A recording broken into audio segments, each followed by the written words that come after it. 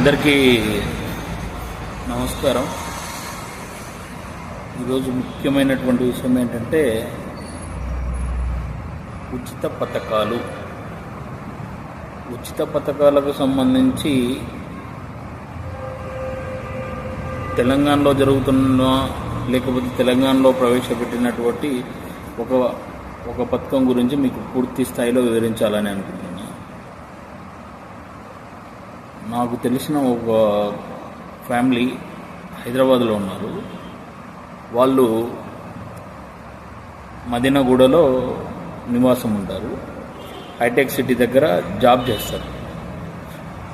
అతను వచ్చేసి అక్కడే లోకల్గా ప్రైవేట్ జాబ్, ఈ అమ్మాయి ప్రైవేట్ జాబ్. ఆ అమ్మాయి అక్కడి నుండి ఇక్కడికి రావడానికి రోజు కూడా సమ్ అమౌంట్ అనేటువంటిది బస్కు ఖర్చు చేసేటువంటి